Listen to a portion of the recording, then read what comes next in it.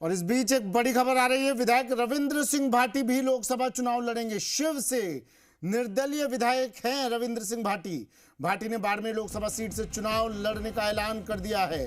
सर्व समाज की बैठक में लोकसभा चुनाव लड़ने का ऐलान कर दिया है। 4 अप्रैल को रविंद्र सिंह भाटी निर्दलीय नामांकन भरेंगे। मुख्यमंत्री भजनलाल शर्मा से भाटी की मुलाकात भी हो चुकी है। इसके बावजूद भी भाटी का चुनाव लड़ने का ऐलान चौंकाने वाला। मुख्यमंत्री भजनलाल शर्मा से मुलाकात की थी, समझाइश की कोशिश भी हुई थी, लेकिन अब ये ऐलान चौंका रहा है। शिव से निर्दलीय लड़ सकते हैं रविंद्र सिंह भाटी।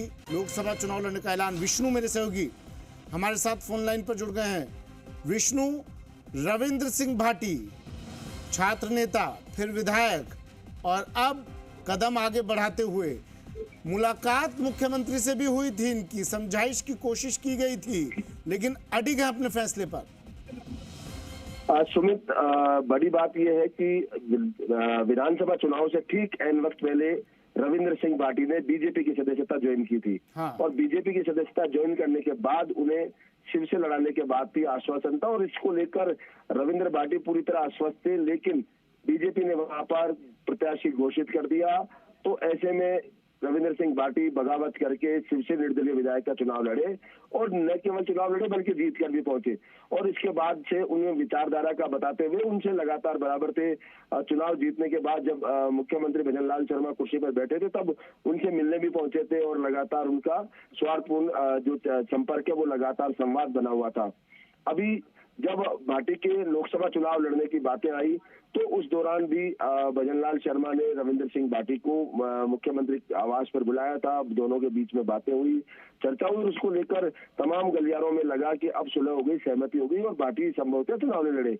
लेकिन अब ये नया एक बात आई है सामने कि वहां सर्व समाज की बैठक में इन्होंने भाटी ने अब चुनाव लड़ने का ऐलान किया है और बताया जा रहा है कि अब वो निर्दलीय लोकसभा चुनाव में निर्दलीय प्रत्याशी के तौर पर चुनाव का नामांकन दाखिल करेंगे।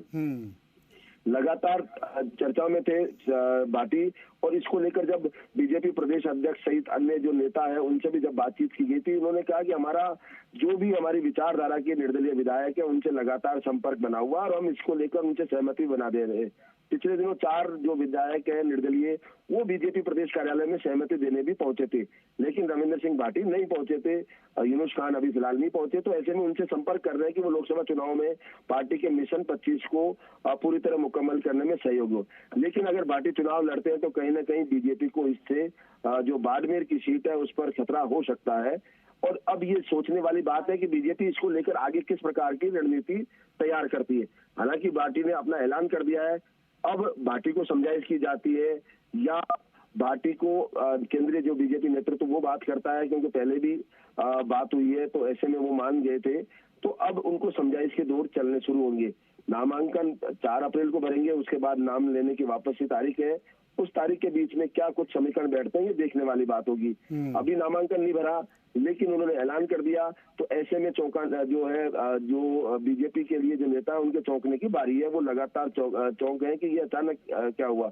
अब आगे रणनीति क्या रहती है इस बारे में लगातार बताते रहेंगे। जी ठीक है, शुक्रिया विष्णु तमाम जानकारी के लिए।